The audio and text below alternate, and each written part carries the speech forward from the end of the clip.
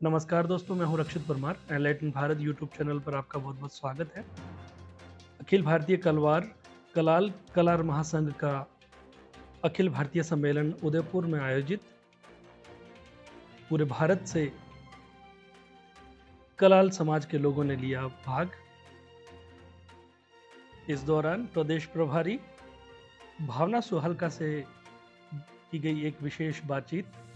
Enlighten Bharat YouTube channel पर आपका बहुत बहुत स्वागत है। दोस्तों, आज मैं हूं उदयपुर में सेक्टर 14 में, यहाँ पर सुहालका भवन में हूँ। और आज जैसा कि अखिल भारतीय कलार महासंघ का यहाँ पर राजस्थान के उदयपुर शहर में एक बहुत बड़ा कार्यक्रम हुआ है, और हम यहाँ पे कार्यक्रम संयोजक भावना सुहालका जी हमारे साथ हैं, और इनसे बातचीत करेंगे, जानेंगे कि आखिर इस कार्यक्रम में क्या क्या चीज़ें तय हुई है, क्या गतिविधियाँ हुई है और क्या लक्ष्य तय किए गए हैं, किन मुद्दों पर चर्चा की गई है। इन्हीं के सिलसिले में हम भावना सुहालका जी से चर्चा करेंगे आज, और इनसे जानेंगे कि इस कार्यक्रम में किस तरह से कार्रवाई हुई है, कार्यक्रम में किन विषयों पर बातचीत हुई है और लोग कहां कहां से भाग लिया है। सबसे पहले तो मैं जानकारी देना चाहूँगी कि हमारा ये अखिल भारतीय कलार महासंघ 2.5 साल हो गए हैं तब से बना है। और उस समय कोरोना काल चल रहा था, तो हमारी जब भी मीटिंग हुई जूम वर्चुअल मीटिंग होती रही। हम पहली बार मिल रहे हैं यहाँ पे एक मंच पे, तो काफ़ी खुशी का विषय है कि इस मीटिंग के लिए, इस राष्ट्रीय सम्मेलन के लिए उदयपुर में राजस्थान में उदयपुर को चुना गया। पूरे ऑल इंडिया से हमारे पास सारे हमारे समाज जन आए हैं।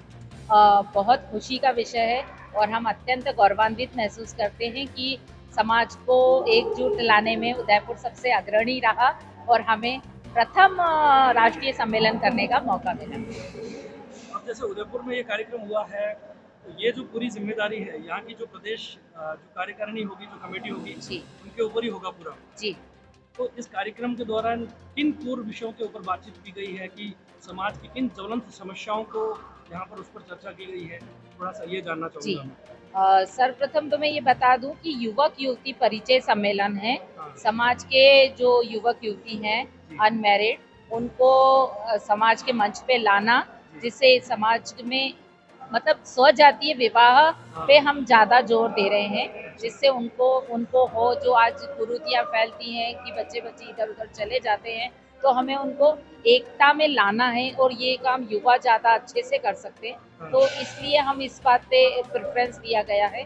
साथ में अति विशिष्ट प्रतिभा सम्मान किया गया है, जिसमें जिन समाजजनों ने किसी विशेष उपलब्धि को हासिल किया है, भले ही वो एजुकेशन या खेलकूद या सामाजिक स्तर पे या किसी राजनीतिक स्तर पे, तो उनको उन प्रतिभाओं को सम्मानित किया गया है। तो और साथ में हमारा राष्ट्रीय सम्मेलन भी है, जिसमें हम सारी कार्यकारिणी एकत्रित हुए हैं।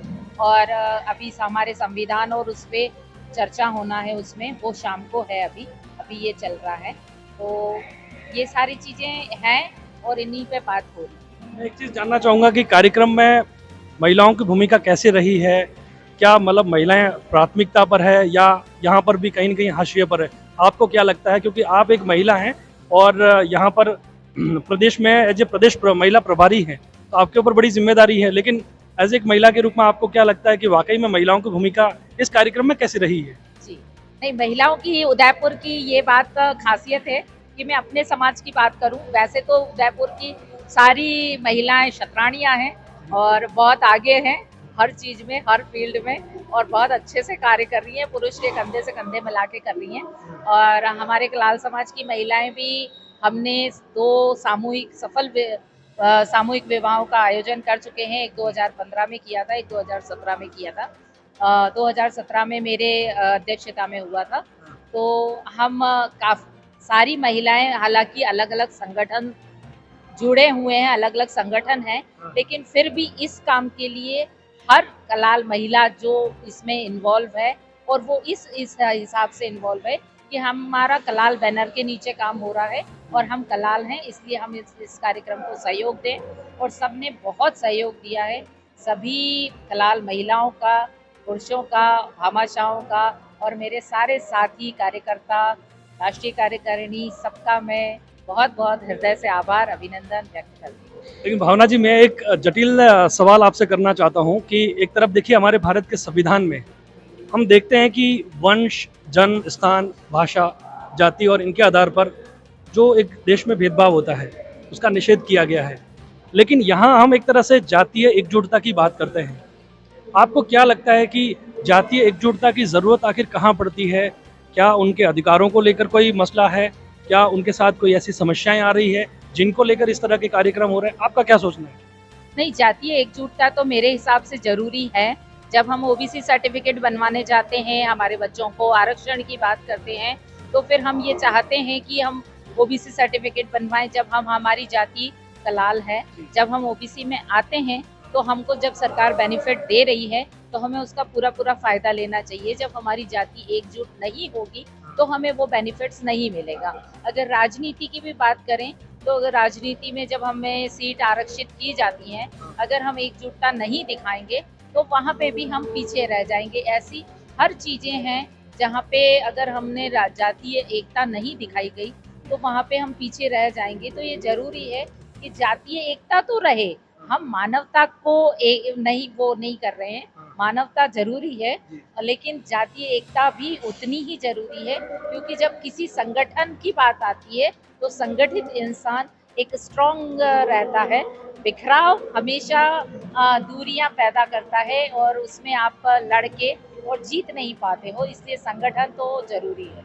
अब मैं एक चीज़ और पूछना चाहूँगा कि समाज में क्या होता है कि छोटे-मोटे छिटपुट जी जो कहीं न कहीं व्यक्तिगत लड़ाइयाँ होती है, लेकिन वो न्याय और अन्याय के उस मसले पर टिकी हुई होती है।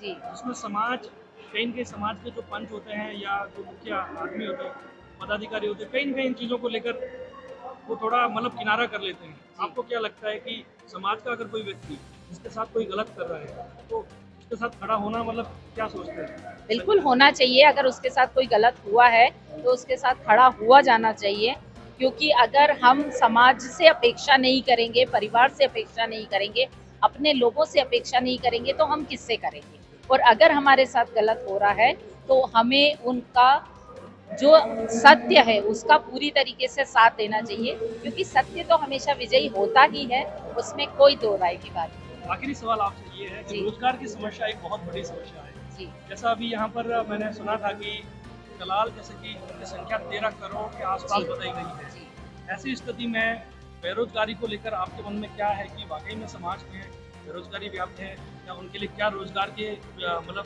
रोजगार के क्या मार्ग प्रशस्त किए जा सकते हैं, या सरकार से कोई सवाल हो तो आप बताइए। जी, इसीलिए हमने ये प्रतिभा सम्मान आयोजित किया है। इसी को इसको इंक्लूड इसीलिए किया है कि हम हमारे समाज के युवा पीढ़ियों को ये चाहते हैं और मोटिवेट करना चाहते हैं कि वो अच्छा सा पढ़ें, एजुकेशन में आएँ, उसमें उपलब्धियाँ हासिल करें।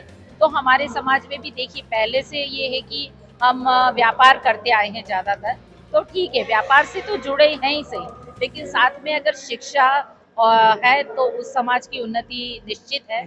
और हम गर्ल्स एजुकेशन और पूरी शिक्षा व्यवस्था पे ही जोर देते हैं, और इसीलिए इसको भी इसमें प्रोग्राम में शामिल किया गया है, जिससे हम अगर युवक युवती परिचय सम्मेलन कर रहे हैं तो साथ में इसको भी इसीलिए करा गया है कि हम शिक्षा और उसमें भी साथ में भागीदारी रखें और बच्चों को, युवाओं को मोटिवेट करें कि आप अच्छे से अच्छा करिए। जब यहाँ पे प्राइज मिलता है और समाज के सामने मिलता है तो वो एक बहुत ही सम्मान का विषय होता है। जैसे आज मेरे बेटे को मिला है तो उसके दादी जी ने कहा नहीं मैं लेने जाऊंगी, तो उस एक गर्व महसूस होता है। वो तो बाहर पढ़ रहा है, रांची में पढ़ रहा है, लेकिन उसके दादी जी ने कहा मैं लेने जाऊंगी, जिससे मुझे एक गर्व फील होता है कि हाँ, कि मेरे पोता इतना अच्छा काबिल है कि उसकी वजह से आज मुझे स्टेज पे जाके प्राइज लेने का मौका मिल रहा है। तो शिक्षा की बात करी थी तो मैं मतलब एक सवाल पूछना चाहता हूँ और कि शिक्षा में आप क्या करना चाहेंगे, मतलब किस तरह से समाज के जो युवा है, बच्चे हैं, स्टूडेंट्स, उनकी मदद करने के बारे में सोच रहे हैं? जी, मैं यही कहना चाह रही हूँ कि देखिए जो बच्चे पढ़ते हैं, कॉम्पिटिशन्स एग्जाम देते हैं, ये मतलब हमें उन्हें आगे तो लाना ही है और वो चाह भी रहे हैं पढ़ना, लेकिन अगर कोई सक्षम ना है तो मैं सिर्फ समाज के लोग जैसे इस कार्यक्रम के लिए दिल खोल के लोगों ने मदद की, मैं सिर्फ इतना चाहती हूँ कि ये है ना सारे मतलब इस शिक्षा के लिए भी वो उतनी ही मदद दें। जो बच्चे सक्षम नहीं हैं, अगर वो कोचिंग नहीं कर पा रहे हैं या कॉलेजों की फीस नहीं भर पा रहे हैं, इसलिए वो पढ़ाई छोड़ के और व्यापार की तरफ जाते हैं, या इसलिए वो हायर एजुकेशन नहीं ले पाते हैं, तो उन्हें मदद की जाए। क्योंकि आज आप उनकी मदद करोगे तो आपका आगे का समाज उन्नत होगा और उन्हें प्रोत्साहित मिलेगा, वो आगे इस चीज़ को और बढ़ाएंगे। तो ये बहुत अच्छी बात रहेगी। चलिए बहुत बहुत शुक्रिया, बहुत बहुत धन्यवाद। बहुत बहुत धन्यवाद आपका भी।